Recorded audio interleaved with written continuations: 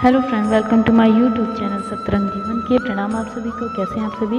आशा करती हूँ आप सब बहुत अच्छे होंगे। दोस्तों, आज का हमारा कथा प्रसंग है श्री गोदाम्बा जी के प्रसंग में। तो सुनिए। दक्षिण भारत में श्रीविल्लीपुत्तूर नामक एक प्रसिद्ध तीर्थ है। श्रीविल्लीपुत्तूर का नाम इसलिए प्रसिद्ध हुआ कि वह दक्षिण की एक महान भक्त कवित्री आंडाल की जन्मभूमि है। उत्तर भारत में जिस तरह मीरा के पदों का प्रचार है, उसी तरह दक्षिण भारत में आंडाल के पद घर घर गाए जाते हैं। दक्षिण के हर विष्णु मंदिर में उनकी मूर्ति प्रतिष्ठित है और लोग श्रद्धा से उनकी पूजा करते हैं। आज से कोई 1300 साल पहले श्रीविल्लीपुत्तूर में एक आलवार भक्त रहते थे। उनका असली नाम वैसे विष्णु चित्त था, किंतु लोग उनको पेरियालवार कहते थे। आलवार दक्षिण के प्राचीन वैष्णव भक्तों को कहते हैं, जिनकी संख्या 12 है। 12 आलवारों में पेरियालवार को बहुत ऊंचा स्थान है। पेरियालवार शब्द का अर्थ ही होता है महान आलवार। आंडाल उन्हीं की पालिता कन्या थी। पेरियालवार बड़े ही ज्ञानी और भावभक्त थे। अपनी कुटिया के आगे उन्होंने एक फुलवारी लगा रखी थी। रंग बिरंगे फूल उसमें खिला करते थे। फूलों को खिलते देखकर उनको लगता जैसे भगवान ही प्रसन्न होकर मुस्कुरा रहे हैं। रोज बड़ी तड़के वे उठते और फुलवारी में जाकर ताजे फूल तोड़ते। भगवान के लिए उन फूलों को माला वह अपने आप तैयार करते थे। भगवान की पूजा अर्चना करना और उनकी महिमा गाना ये उनका रोज का काम था। सदा की तरह एक दिन पेरियालवार बड़े सवेरे उठे। फुलवारी में उस दिन बहुत सारे फूल खिले थे। सुबह की ठंडी हवा और फूलों की मधुर गंध ने उनके मन को पुलकित कर दिया था। फूल तोड़ते समय वह भावों में डूबकर भगवान की महिमा का गान करने लगे। फूलों की डलियां भर चली थी कि अचानक उन्हें एक तुलसी के पौधे के नीचे किसी चीज़ को हिलते डुलते देखा। उनको बड़ा कौतूहल हुआ। पास जाने पर उन्होंने देखा तो उनके अचरज का ठिकाना न रहा। वहाँ एक नवजात बच्ची पड़ी हुई थी। फूल की तरह उस कोमल बच्ची को उन्होंने पुलकित हो तुरंत गोद में उठा लिया। वह भागे भागे मंदिर में गए और भगवान की मूर्ति के सामने उस बच्ची को रखकर कहने लगे, हे प्रभु, मैं आज एक अनूठा फूल तुम्हारे लिए लाया हूँ। यह बच्ची तुमने ही दी है, तुमको ही भेंट करता हूँ। कहते हैं पेरियालवार को उसी समय आकाशवाणी सुनाई दी, इसका नाम गोदा रखना और अपनी बेटी की तरह इसका पालन पोषण करना। तमिल में गोदा शब्द का अर्थ होता है फूलों की माला सी सुंदर। गोदा वास्तव में बहुत ही सुंदर थी।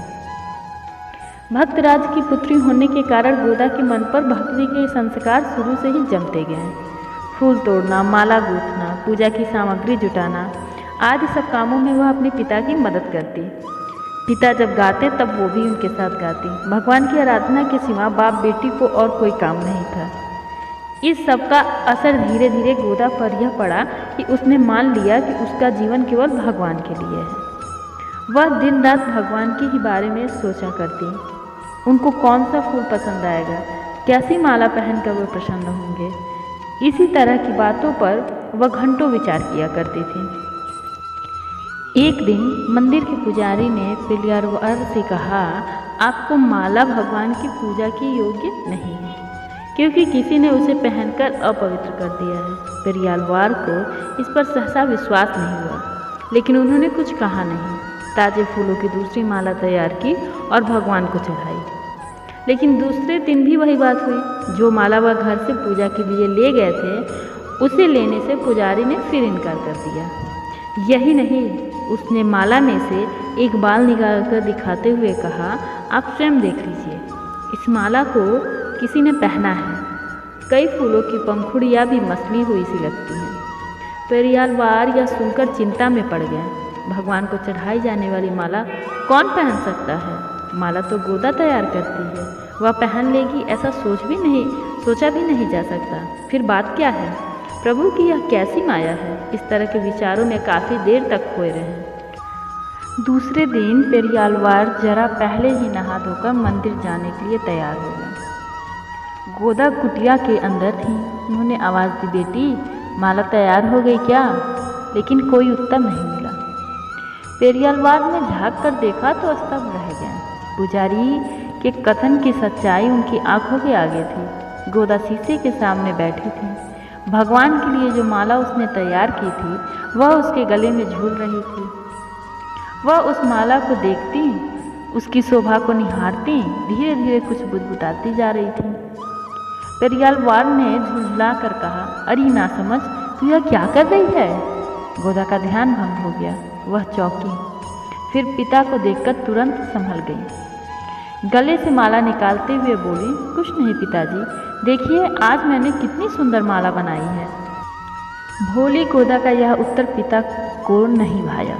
जीवन में पहली और शायद आखिरी बार उन्हें क्रोध आया था। वह गरज उठे, तूने सर्वनाश कर डाला, भगवान की माला पहनकर अपवित्र कर दी। ऐसी मूर्खता आखिर तूने कैसे की? गोदा इतनी भोली थी कि पिता के क्रोध से डरने के बदले खिलखिलाकर हंस पड़ी। बोली, पिताजी आप इतने नाराज क्यों होते हैं? आज यह कोई नई बात तो नहीं है। मैं तो रोज ही माला गूंथती हूँ और पहन कर देख लेती हूँ कि अच्छी बनी है या नहीं। जो माला मुझे नहीं जचेगी वह माला भला उन्हें मैं कैसे अर्पित करूँगी? पेरियालवार ने गोदा का यह जवाब सुनकर अपना सिर पीट लिया। इस मूर्ख से बात करना व्यर्थ है। भगवान मुझे कभी क्षमा नहीं करेंगे। महीनों से मैं अपवित्र माला ही उनको चढ़ाता रहा हूँ। आखिर दोष मेरा ही है। प्रभु के लिए माला तो मुझे स्वयं अपने हाथों से गूंथनी थी। इतना कहते कहते वह बहुत अशांत हो उठे और जल्दी जल्दी दूसरी माला गूंथने लगे, क्योंकि पूजा का समय पास ही था। पिता का ऐसा रंग ढंग देखकर गोदा को लगा कि कोई बड़ी बात हो गई है। वह पत्थर की मूर्ति की तरह खड़ी की खड़ी रह गई। उसके हाथ से वो माला छूटकर नीचे जा गिरी, जिसे उसने बड़े जतन से तैयार किया था। इतनी सुंदर माला इससे पहले वो कभी नहीं गूंथ पाई थी। भगवान इसे पाकर कितने प्रसन्न हो गए, यही सोचकर मगन थी। लेकिन यह क्या हो गया? अचानक उसकी माला पहन लेने मात्र से भगवान क्यों नाराज होने लगे? यह सोचते सोचते वह विचलित हो उठी। इसी बीच पेरियालवार ने दूसरी माला तैयार कर ली। वह गोदा से कुछ बोले बिना ही मंदिर चले गए। उसको साथ चलने के लिए भी नहीं कहा। यह देखकर उसकी आंखों में आंसू उमड़ आए। बड़ी देर तक वह सामने पड़ी हुई माला को अपने आंसुओं से भिगोती रही। पेरियालवार दिन भर बहुत उदास रहे, कुछ भी खाया पिया नहीं। रात में बड़ी देर तक उनको नींद नहीं आई। आधी रात बीती, जब उनकी आंखें लगी तो उन्होंने एक सपना देखा कि श्रीरंगम के शेष साई भगवान रंगनाथ कह रहे थे, भक्तराज व्यर्थ क्यों दुखी होते हो? तुमने कोई अपराध नहीं किया है। मैं गोदा के प्रेम के वश हूँ। उसकी पहनी हुई माला मुझे बहुत प्रिय है। आगे से वही माला मुझे भेंट करना।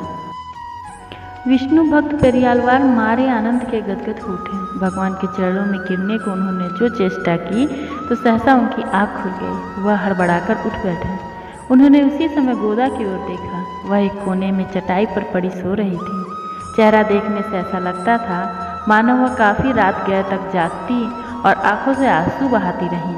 पेरियालवार दीपक के मंद प्रकाश में एकटक उसको देखते रहे। उन्हें सहसा ख्याल आया कि इसने भी आज दिन भर कुछ भी खाया पिया नहीं होगा।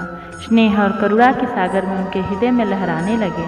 तुरंत उन्होंने गोदा को जगाया और आनंद के आंसू बरसाते हुए बोले, बेटी तू धन्य है। तेरे कारण आज मैं भी धन्य हो गया। अभी स्वयं भगवान ने मुझे दर्शन दिए हैं। अब मैं जान पाया हूँ कि तूने उन्हें अपने प्रेम के वश में कर लिया है। गोदा की जगह आज से मैं तुझे आंडाल कहूँगा। बस गोदा उसी समय से आंडाल के नाम से प्रसिद्ध हुई। आंडाल शब्द का अर्थ होता है अपने प्रेम से दूसरे को वश में करने वाली। संयोग की बात, उसी रात भगवान ने मंदिर के पुजारी को भी सपने में आदेश दिया कि आगे से गोदा की पहनी हुई माला को लेने से इनकार न करे। अंडाल अब सयानी हो गई। भगवान के प्रति उसका प्रेम भाव इतना गहरा हो गया था कि वह कुमारी कन्या की तरह भगवान के साथ अपने ब्याह की कल्पना करने लगी। वह रहती थी श्रीविल्लीपुत्तूर में, लेकिन उसका मन सदा गोकुल की गलियों और वृंदावन के कुंजों में विहार करता था। वह सोचा करती कि कृष्ण ही मेरे दूल्हा हैं और उन्हीं के साथ मेरा ब्याह होगा। भाव विभोर होकर वह कृष्ण की लीलाओं का गान करने लगती। उस समय उसके मुंह से अपने आप नए नए पद निकलने लगते। यह मधुर पद ही आगे तिरुप्पावे और नाचियार तिरुमली के पद कहलाएं।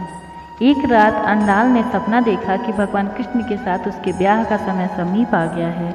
धूमधाम से उसके विवाह की तैयारियां हो रही हैं और मंडप सजाया जा रहा है। सवेरे जागने पर उसने यह बात अपनी सखियों से कही। विवाह के अवसर पर जो प्रथाएं उन दिनों प्रचलित थीं, उन पर कई मधुर पद रच डाले।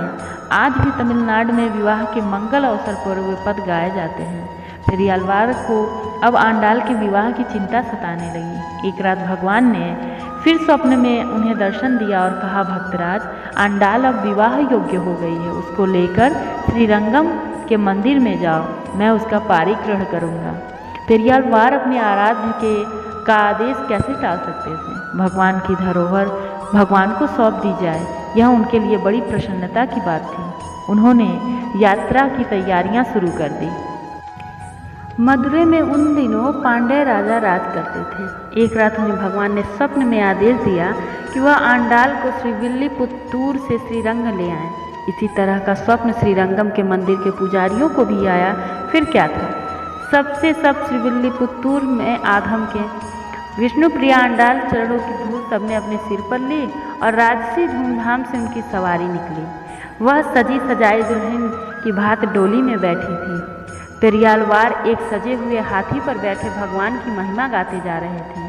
आगे पीछे रथों, हाथियों, घोड़ों और पैदल सैनिकों की लंबी कतारें थीं। तरह तरह के बाजे बज रहे थे। दसों दिशाओं में लोगों की भीड़ उमड़ रही थी। रास्तों के किनारे लोग छतों पर से फूलों की वर्षा कर रहे थे। ऐसा लगता था कि मानो कोई राजकुमारी अपने पति के देश जा रही हो। मीलों की यात्रा करके वह जुलूस श्रीरंगम पहुंचा। कावेरी के किनारे पर स्थित भगवान रंगनाथ के मंदिर के सामने जाकर वह रुका। आंडाल डोली से उतरी। मंदिर के गर्भगृह में उसने प्रवेश किया। शेषशायी भगवान रंगनाथ की मूर्ति को देखते ही वह रोमांचित हो उठी। धीरे धीरे वह आगे बढ़ी और भगवान के चरणों में बैठ गई। लेकिन यह क्या हुआ? लोगों ने दूसरे ही क्षण चकित होकर देखा कि आंडाल वहाँ नहीं है। वह सब के देखते ही देखते अदृश्य हो गई, भगवान की मूर्ति में समा गई। कहते हैं मीरा भाई भी इसी तरह भगवान की मूर्ति में समा गई थी। भक्ति भाव की यह चरम सीमा जब भगवान और भक्त एकाकार हो जाते हैं। पेरियालवार का हृदय इस घटना से व्याकुल हो उठा। कुछ भी हो, आखिर उन्होंने आंडाल को अपनी बेटी की तरह पाला था। वह शोक के महासागर में डूब गए। उन्होंने अपने आप को संभाला और सब भगवान की लीला है ऐसा समझकर संतोष किया। कहते हैं उस अवसर पर उन्होंने यह आकाशवाणी सुनाई दी थी, भक्तराज, तुमने आंडाल को नहीं पहचाना? उसके रूप में तो स्वयं भूदेवी ने जन्म लिया था। तुम व्यर्थ क्यों दुखी होते हो? मेरे प्रिय आंडाल मुझसे आ मिली हैं, इससे तो तुमको प्रसन्न होना चाहिए। तुम भी अब जल्दी ही मुझसे आ मिलोगे। आंडाल के कारण श्रीविल्लीपुत्तूर की महिमा बहुत बढ़ गई। वहाँ हर साल रंगनाथ की आंडाल और रंगनाथ भगवान विष्णु का विवाह महोत्सव आज भी बड़ी धूमधाम से मनाया जाता है। रंगनाथ के साथ ही रंगनायकी के रूप में आज आंडाल की पूजा दक्षिण में सब जगह होती है। दक्षिण के हर विष्णु मंदिर में उनकी प्रतिमा मिलती है। तो दोस्तों आशा करते हैं सुंदर सा प्रसंग आप सभी को पसंद आया। अगर पसंद आया तो कमेंट सेक्शन में कमेंट करके जरूर बताएं। Thank you for watching my video on my YouTube channel. Keep smiling, please like share and subscribe my channel. मेरी और भी ऐसी वीडियोस के लिए बने रहिए मेरे चैनल सतरंग जीवन के साथ। Thank you.